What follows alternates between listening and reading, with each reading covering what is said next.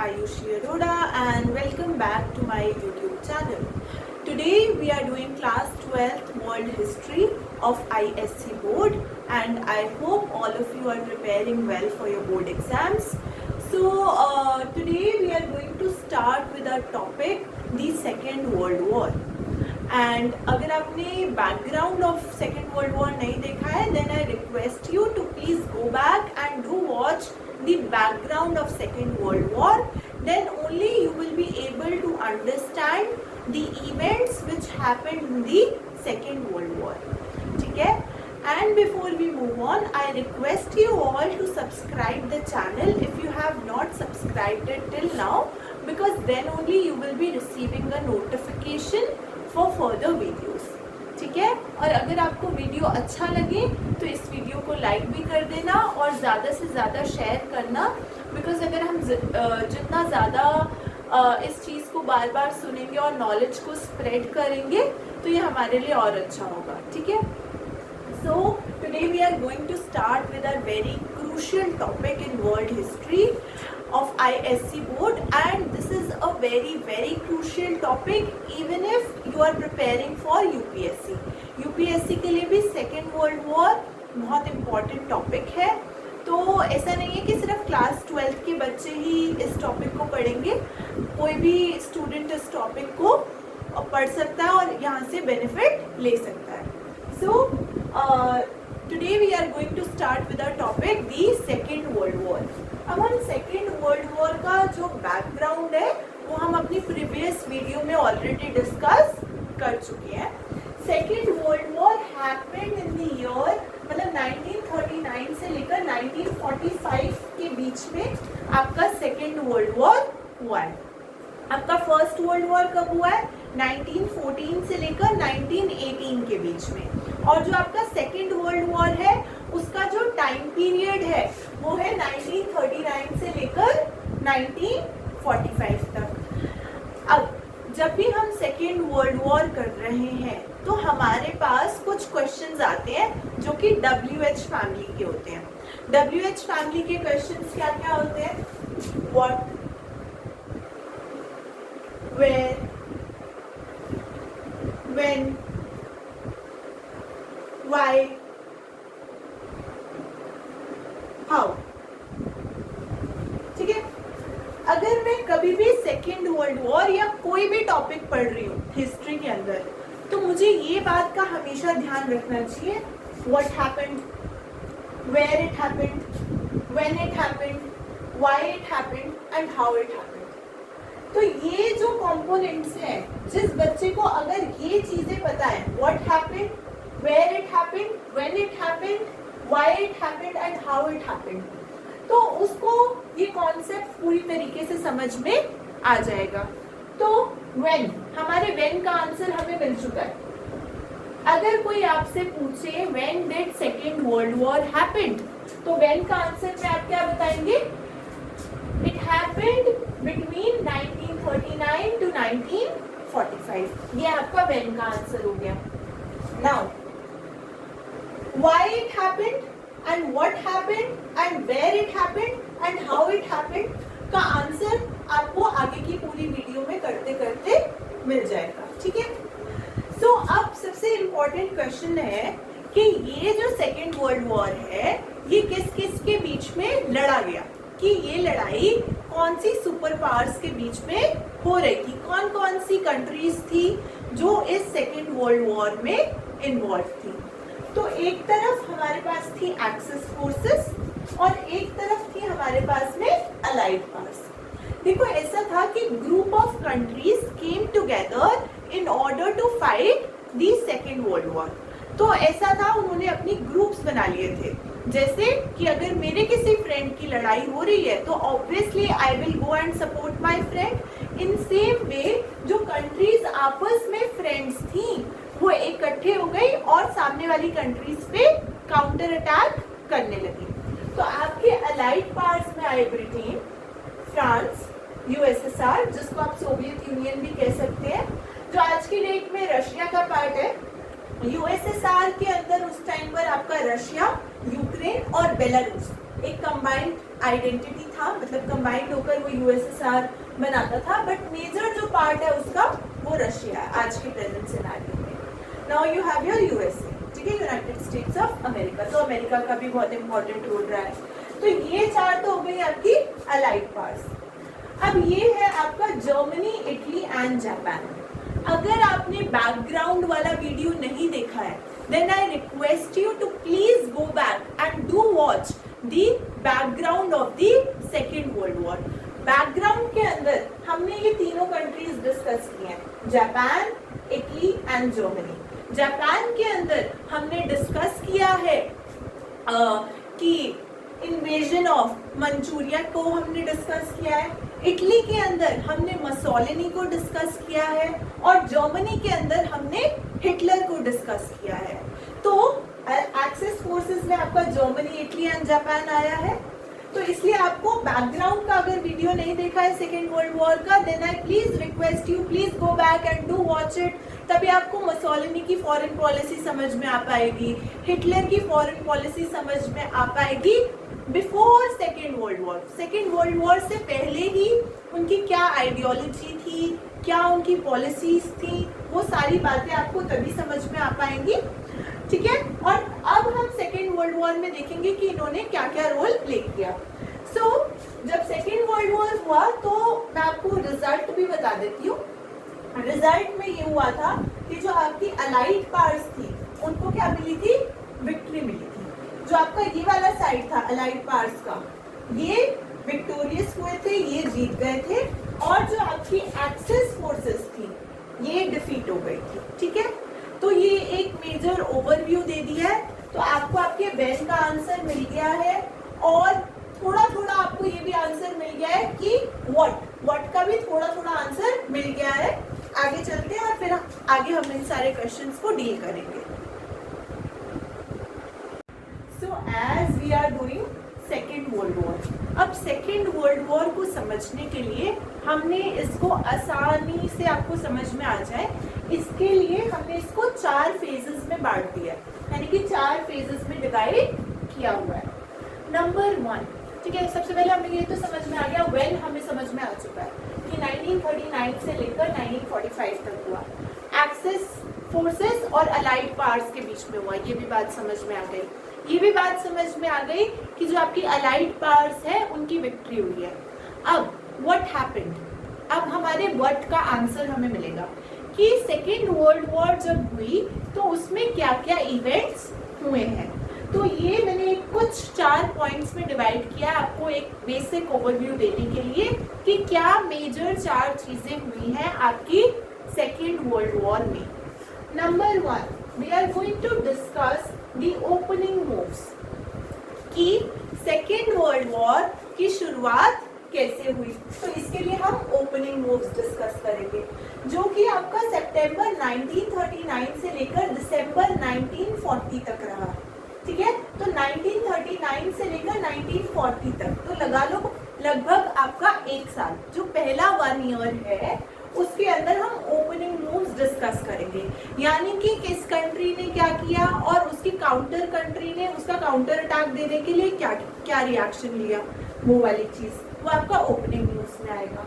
Number 2, we are going to discuss the axis offensive guidance, यानी कि जो आपकी एक्सेस फोर्सेस होती हैं, एक्सेस फोर्सेस में आपका क्या क्या आता है, जर्मनी, इटली एंड जापान। तो कैसे कैसे जो ये आपकी एक्सेस का जो ऑफेंसिव है ये फैलता गया, एक्सेस पावर्स आपकी कैसे कैसे ज्यादा पावरफुल होती गई। तो वो वाला time period is from 1941 to the summer of 1942।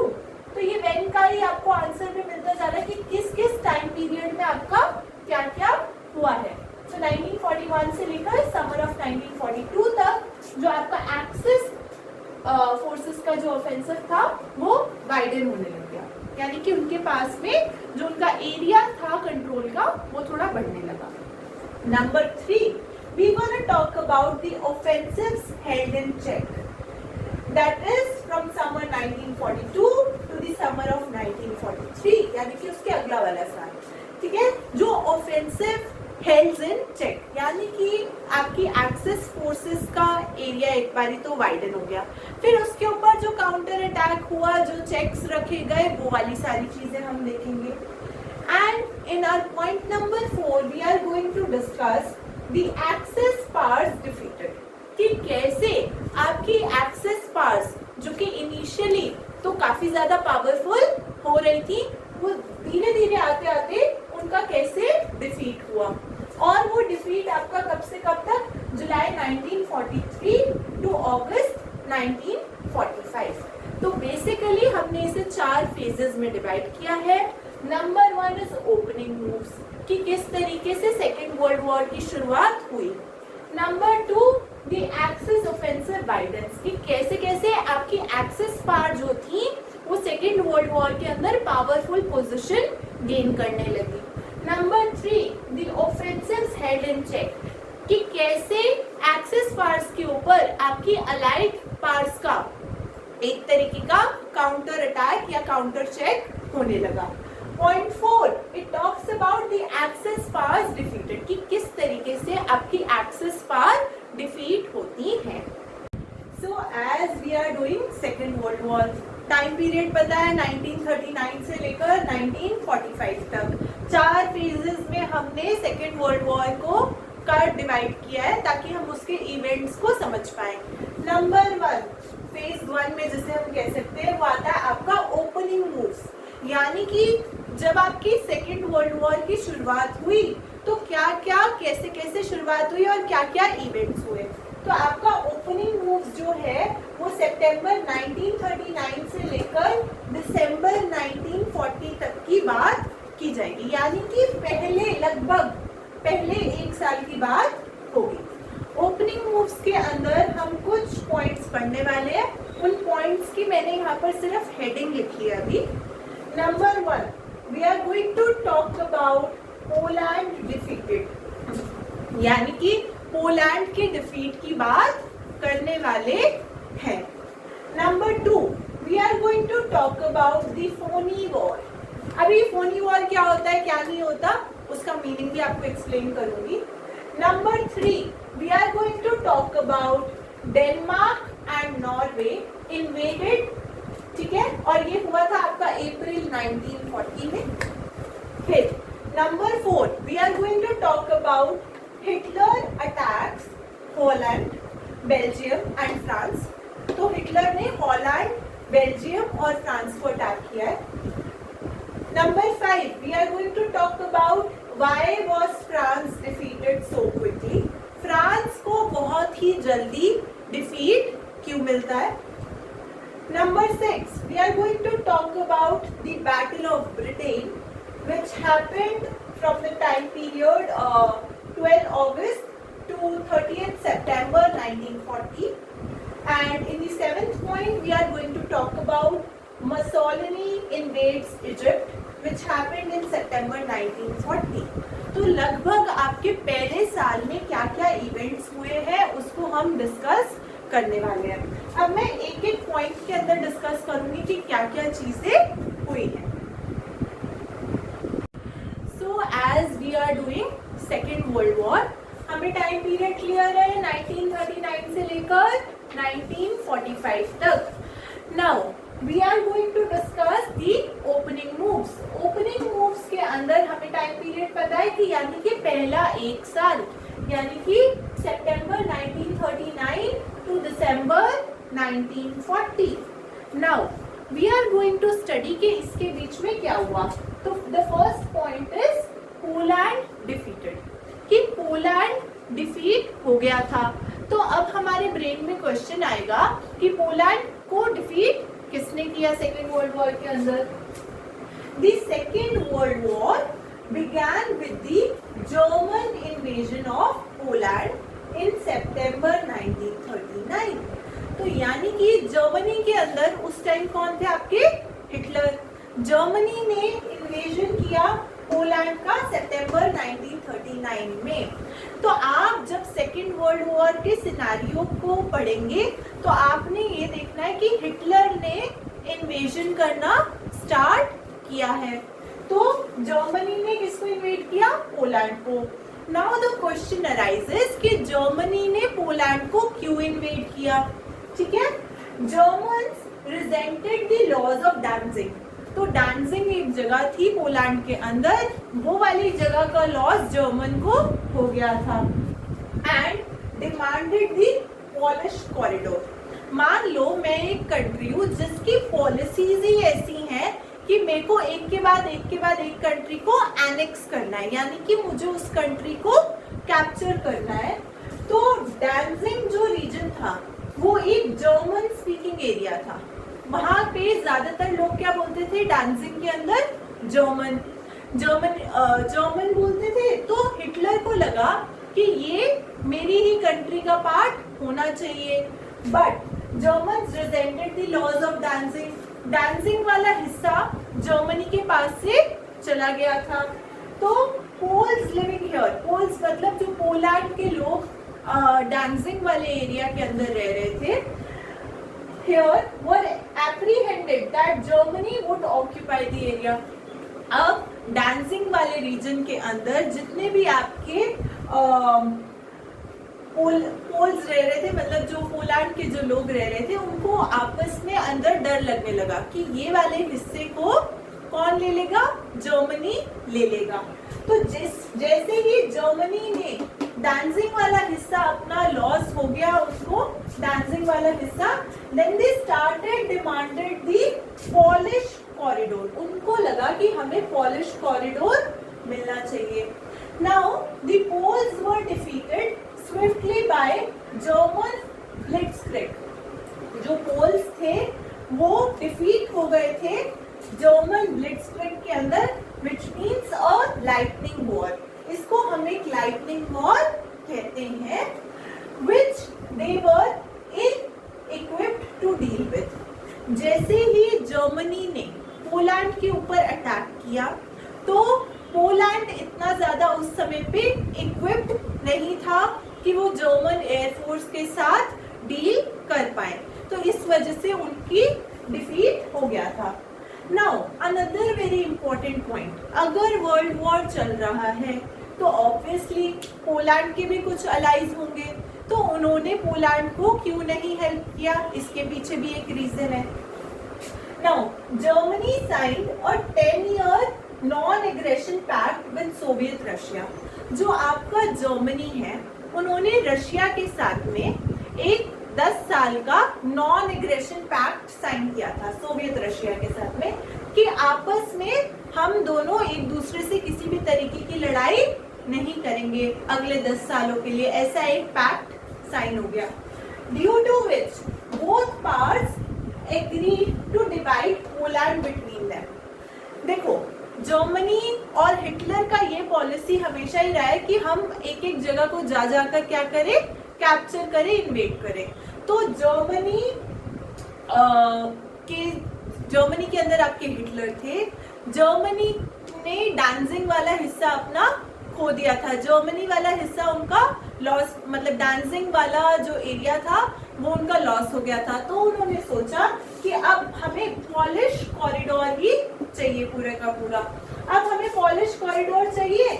तो उन्होंने लाइटनिंग वॉर करी और अपनी उनका जर्मन एयरफोर्स काफी स्ट्रॉन्ग था, उसकी वजह से उन्होंने वो कैप्चर कर लिया आपका पोलैंड को। और साथ ही साथ में रशिया के साथ में, सोवियत रशिया के साथ में एक 10 साल की ट्रीटी कर ली कि आप हमारे को हमारी लड़ाई के बीच में नहीं आओगे, और साथ ही साथ में दोनों पावर्स ने डिसाइड किया, यानी कि रशिया और जर्मनी ने डिसाइड किया कि हम पोलैंड वाले रीजन को आपस में बराबर बराबर बांट लेंगे। अब जो अलाइज थी ब्रिटेन और France did not help their ally, तो यानी कि पोलैंड का फ्रेंड थे ब्रिटेन और फ्रांस, उन दोनों ने भी पोलैंड की मदद नहीं करी। क्यों नहीं मदद करी? बिकॉज यहाँ पर रशिया उनके साथ हो गया था जर्मनी के साथ में, तो इसीलिए उनके अंदर भी एक फीलिंग आ गई कि अगर हम पोलैंड की हेल्प करेंगे तो हमारे भी बहुत ज्यादा मेजर लॉसेस होंगे। तो पोलैंड डिफीट में आपको ये समझना है, बहुत ही सिंपल है, कि जर्मनी ने इन्वेड किया पोलैंड को through a lightning war, dancing area German speaking था, तो वहाँ के लोगों को वैसे ही डर लगा हुआ था कि हमें जो हिटलर है वो कैप्चर कर ही लेगा, ठीक है। और इन्होंने पोलैंड को कैप्चर कर लिया और पोलैंड वाला रीजन कहाँ का दो पार्ट्स ने अपने आप में डिवाइड किया। एक हिस्सा पोलैंड रीजन का गया आपके हिटलर के पास में, दैट इज योर जर्मनी, और एक हिस्सा गया आपका रशिया के पास में। We have covered our first point, that is Poland defeated. ये पहला मेजर इवेंट है आपके सेकेंड वर्ल्ड वॉर के अंदर। पोलैंड का डिफीट एक बहुत बड़ा रीजन रहा आगे की वॉर कंटिन्यू होने में। So as we are doing Second World War and we have already covered part A, जैसे कि हमने पहले ही पढ़ा है कि ओपनिंग मूव्स को हम पढ़ने वाले हैं और इसको हमने बाइफरकेट किया था 4 फेजेस के अंदर। The phase number 1 is the opening moves, यानी कि वर्ल्ड वॉर के अंदर किस किस तरीके के आपके ओपनिंग मूव्स रहे हैं वो हम पढ़ने वाले हैं सेकेंड वर्ल्ड वॉर में। अब हम पॉइंट नंबर बी पे आते हैं। उससे पहले मैं आपको पॉइंट नंबर 1 की थोड़ी सी ब्रीफिंग दे देती हूँ। उसमें हमने बात की थी इन्वेजन ऑफ पोलैंड के बारे में कि किस तरीके से आपका जर्मनी ने पोलैंड को इन्वेड कर लिया था और उस इन्वेजन में एक हिस्सा पोलैंड का रशिया के पास गया था और एक हिस्सा जर्मनी के पास में गया था। Now coming on to point number B, it talks about the phoney war. इधर फोनी वॉर का बिल्कुल भी ये मतलब नहीं है कि फोन के ऊपर जो वॉर हो रही है ये बिल्कुल भी वो वॉर नहीं है। यहाँ पर फोन से रिलेटेड कोई बात नहीं है, तो please don't confuse it with the term phone, although phone is a very essential component in today's scenario, ठीक है। सो जब से कोविड आया हमारे लिए फोन बहुत इंपॉर्टेंट हो गया है, बट यहाँ पर फोनी का मतलब फोन बिल्कुल भी नहीं है। So now coming on to the phoney war. अब फोनी वॉर में क्या हुआ, देखो हिटलर की ये पॉलिसी थी कि वो एक के बाद एक चीजें कैप्चर करता जा रहा था। नाउ उसके साथ में उसने हमने फर्स्ट पॉइंट में ऑलरेडी हम ये पढ़ चुके हैं कि 10 year non aggression pact sign हुआ था रशिया के साथ में। अब हम बात करेंगे कि ईस्ट में, इन ईस्ट रशिया कैप्चर्ड। अब जिस तरीके से जर्मनी कैप्चर करता जा रहा था एक के बाद एक, सबसे पहले जैसे जर्मनी ने पोलैंड को कैप्चर किया उस तरीके से रशिया कैप्चर्ड। रशिया ने 3 जगहों पे कैप्चर किया। कहां कहां पर? Estonia, Latvia and Lithuania, and attacked Finland in November 1939। तो 1939 के अंदर रशिया ने एस्टोनिया, लातविया और लिथुनिया जो कि आपकी बाल्टिक स्टेट्स है उनके ऊपर अपना कैप्चर किया और अटैक किया फिनलैंड को इन नवंबर 1939। अब इस प्रेजेंट सिचुएशन में क्या हो रहा है? अब ऑब्वियसली लोग एक्सपेक्ट करेंगे जो उन कंट्रीज के फ्रेंड होंगे वो उनको हेल्प करेंगे, बट ऐसा कुछ नहीं हुआ था।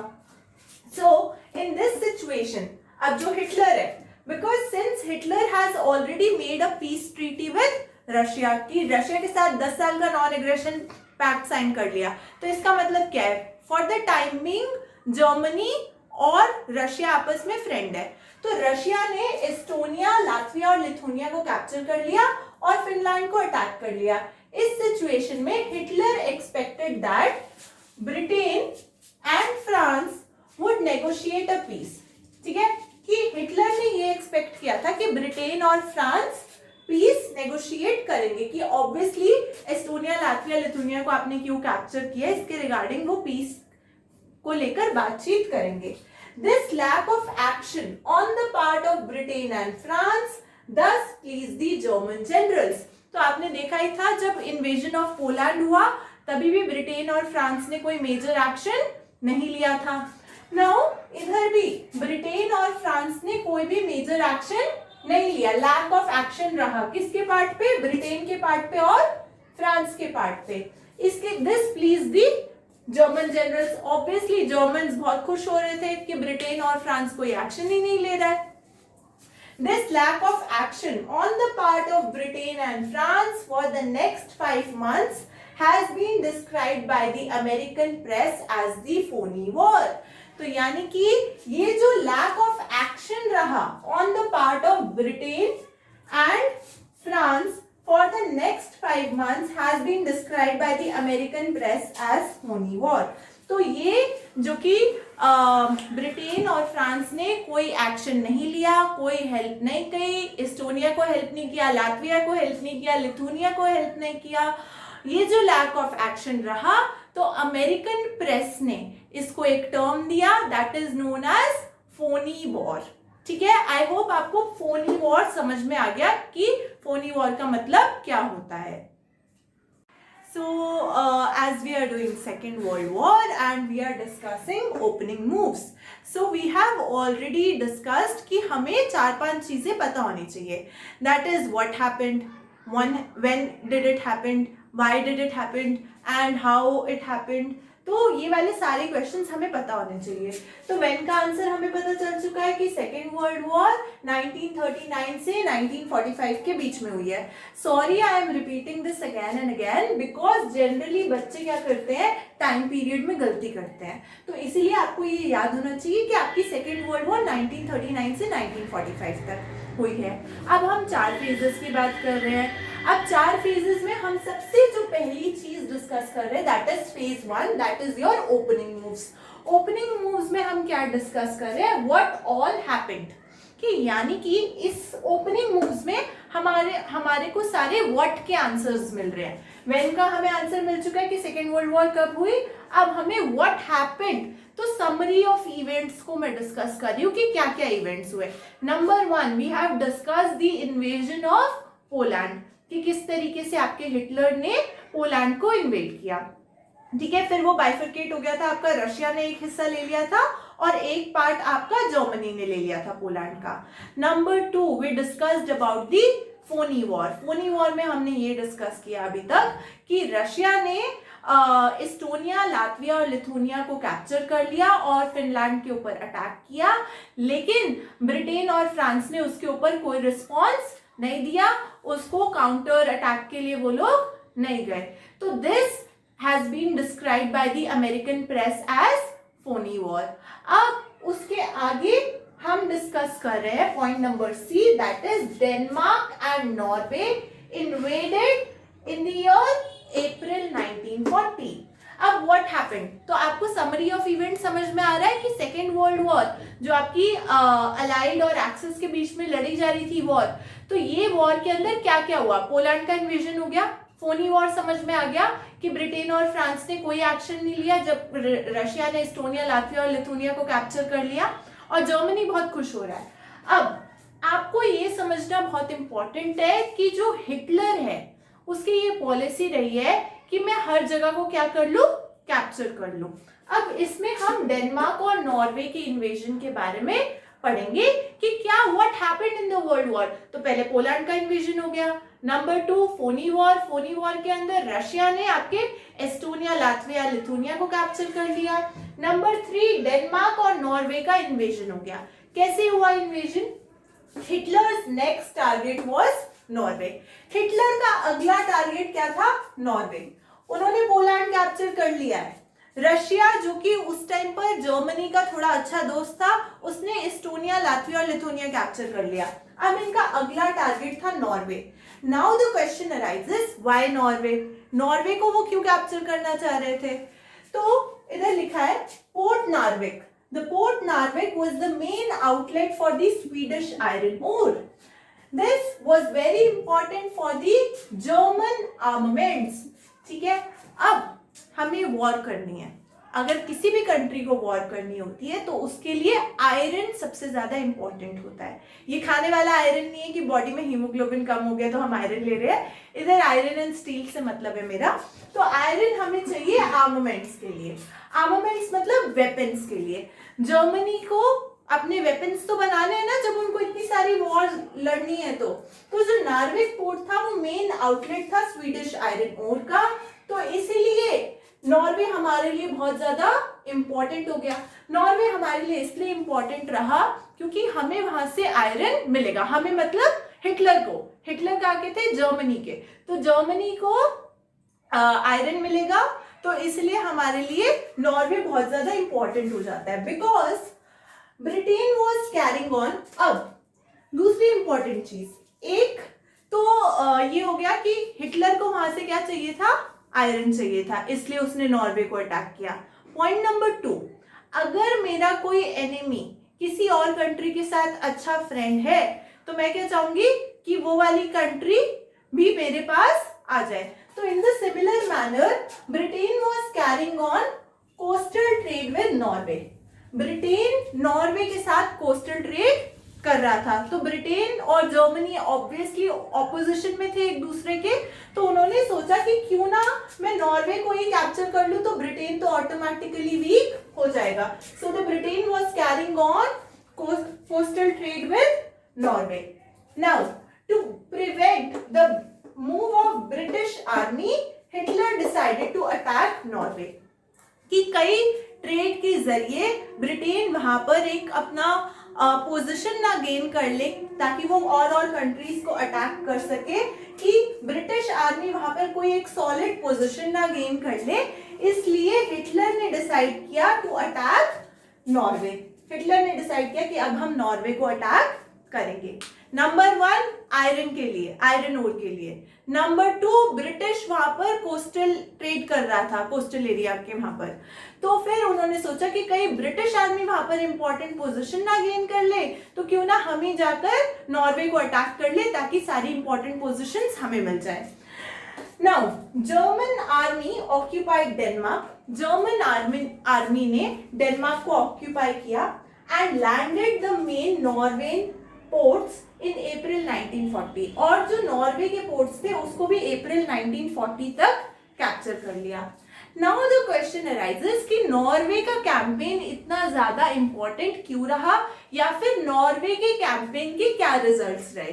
अब जो नॉर्वे कैंपेन के जो रिजल्ट रहे, Norwegian campaign had important results. इसके इंपॉर्टेंट रिजल्ट्स ये रहे कि number 1 Germany got basis for supply of iron ore. तो हमने बताया कि आयरन ओर जर्मनी को मिलने लग गया। जैसे ही उसने नॉर्वे को अटैक किया, नॉर्वे का इन्वेजन किया, जर्मनी को क्या मिल गया, आयरन ओर। अब आयरन तो बहुत इंपॉर्टेंट है ना वॉर लड़ने के लिए, तभी तो हमारे आर्मामेंट्स बन पाएंगे। Number 2 it showed incompetence of the Chamberlain's government. यहाँ पर हमने ब्रिटेन को डिस्कस किया। ब्रिटिश गवर्नमेंट के अंदर उस टाइम पर किसका रूल चल रहा था, चैम्बरलेन की गवर्नमेंट थी। तो चैम्बरलेन की गवर्नमेंट को चैम्बरलेन गवर्नमेंट ने रिजाइन किया और इसकी जगह पर ब्रिटेन में विंस्टन चर्चिल को अपॉइंट किया गया था as the British prime minister. तो ये दो चीजें सिग्निफाई करता है, पहला जर्मनी को आयरन ओर मिल गया, दूसरा incompetence of the Chamberlain's government in Britain, उसकी जगह चैम्बरलेन गवर्नमेंट को हटाकर आपके प्राइम मिनिस्टर विंस्टन चर्चिल को लाया गया। I hope you have understood the invasion of Denmark and Norway. तो अभी हमने पोलैंड का इन्वेजन पढ़ लिया है। फोनी वॉर के अंदर हमने इस्टोनिया, लात्विया और लिथुनिया का इन्वेजन पढ़ लिया है। Number 3 under the third point we have studied the invasion of Denmark and Norway. ठीक है, इतना क्लियर हो गया। Alright, so as we are doing Second World War, we already know the time period. I am repeating it again, like 4th or 5th time I am repeating it. From 1939 to 1945. Now, another thing, opening moves कर रहे हैं. Opening moves के अंदर now coming on to point number D. हम इसमें discuss कर रहे हैं कि what happened. तो पोलैंड का इन्वेजन हो चुका है। नंबर 2 रशिया ने क्या किया, आपका एस्टोनिया, लात्विया, लिथुनिया को इन्वेड कर लिया और उस पे जो ब्रिटेन और फ्रांस ने कोई एक्शन नहीं लिया, that is known as the phoney war. Number 3 आपका डेनमार्क और नॉर्वे का इन्वेजन हुआ है, ठीक है, 1940 के अंदर, अप्रैल 1940 के अंदर। Now another very important thing, point number 4, it talks about Hitler attacks Holland, Belgium and France simultaneously on 10th May 1940। यानी कि 10 मई 1940 में हॉलैंड, बेल्जियम और फ्रांस को किसने अटैक किया, हिटलर ने, इकट्ठे एक साथ अटैक किया। अब देखते हैं किस तरीके से ये अटैक चला। तो बेसिकली ओपनिंग मूव्स में हम सीरीज ऑफ इवेंट्स को डिस्कस कर रहे हैं कि एक के बाद एक क्या क्या चीजें हुई। पोलैंड का इन्वेजन हो गया, फोनी वॉर हो गया, उसके बाद में आपका डेनमार्क और नॉर्वे का इन्वेजन हो गया। Now we are going to talk about Holland, Belgium and France, इनका इन्वेजन कैसे कैसे हुआ हिटलर के द्वारा। Now due to heavy bombardment Dutch army surrendered only after 4 days। तो जो आपकी डच आर्मी, यहाँ पे जो वर्ड डच लिखा है वो इसलिए डच लिखा है क्योंकि the north and the southern part of the Holland, in short we have written it Dutch.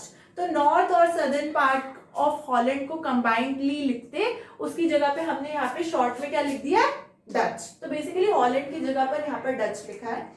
तो इसका मतलब ये है कि 4 दिन के अंदर जब हैवी बॉम्बार्डमेंट हुई, बहुत सारे बम वगैरह गिरे, तो वहां पर क्या हुआ, बॉम्ब्स, बेसिकली हिंदी में हम लोग बम बोल देते, पटाखे बोल देते, बट क्रैकर्स वाले नहीं है ये।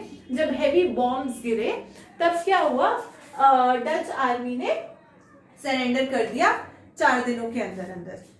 Now coming on to the other country, Holland का हो गया, हॉलैंड ने 4 दिन के अंदर इसका मतलब सरेंडर कर दिया हिटलर की आर्मी को देखते ही। Now Belgium surrendered at the end of May 1940. At the end of May 1940 के एंड पे बेल्जियम ने सरेंडर कर दिया, बेल्जियम ने भी सरेंडर कर दिया। अब हॉलैंड सरेंडर कर चुका है, बेल्जियम सरेंडर कर चुका है। Now coming on to the very important country that is France. France के बारे में हम डिस्कस करेंगे। Now the German army then swept across the northern France. German army आपकी कहाँ गई, फ्रांस के अंदर गई। During this time the most important event was the Dunkirk incident. तो आपका जो डनकर्क इंसिडेंट है ये सबसे ज्यादा इंपॉर्टेंट इवेंट है फ्रांस के अंदर। ठीक है, जैसे ही आपकी जर्मन आर्मी नॉर्थ फ्रांस में फैलती है या फिर वहां पर जाती है, swept across the northern France, the most important incident is the Dunkirk incident. इस इंसिडेंट्स को इतना ज्यादा एम्फेसाइज इसलिए किया गया है बिकॉज ये एक बहुत ही क्रिटिकल पॉइंट रहा है and this incident has been considered as Hitler's most critical mistake, and this incident has been considered as a turning point in world history. तो वर्ल्ड हिस्ट्री के अंदर, सेकेंड वर्ल्ड वॉर के अंदर अगर कोई turning point रहा है तो वो डनकर्क इंसिडेंट रहा है। इसके अंदर क्या हुआ था, हिटलर जो कि आपके जर्मनी के हैं, तो basically German troops attacked France and trapped the British. ये डनकर्क इंसिडेंट बहुत इंपॉर्टेंट है। इसके अंदर क्या हुआ, जो जर्मनी के ट्रूप्स थे यानी जो वहां की आर्मी थी, उन्होंने अटैक किया फ्रांस को और ट्रैप कर लिया ब्रिटिश को, ब्रिटिश आर्मी को पूरा ट्रैप कर लिया।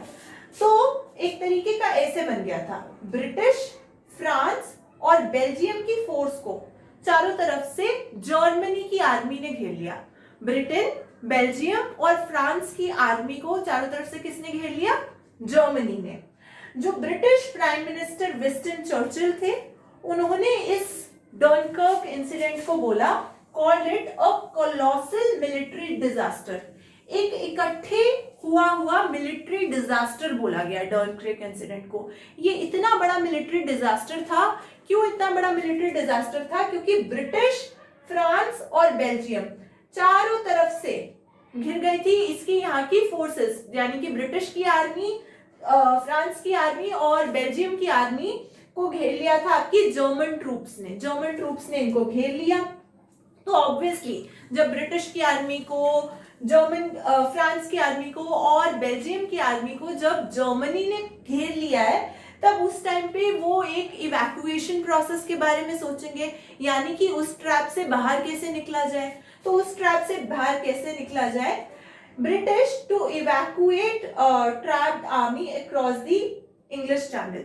तो ब्रिटिश ने सोचा कि किसी तरीके से जो जर्मन आर्मी ने हमें इंग्लिश चैनल के वहां पर घिरा हुआ है, यहाँ पर इंग्लिश चैनल बेटा इसलिए लिखा गया है बिकॉज इंग्लिश चैनल का मतलब ये है, इंग्लिश का मतलब क्या है, क्योंकि ब्रिटेन का दूसरा नाम इंग्लैंड है, तो इंग्लैंड के लिए यहाँ पर इंग्लिश चैनल यूज हुआ है और इंग्लिश चैनल वहां पे जगह भी है. तो ब्रिटिश ने सोचा to evacuate the trapped army, जो हमारी आर्मी वहां पर फंसी हुई है उसको अक्रॉस द इंग्लिश चैनल वाले रीजन के वहां पर, उसको वहां से निकाला जाए उस आर्मी को. सो ब्रिटिश और बेल्जियम ने कंबाइंड फोर्सेस बनाई.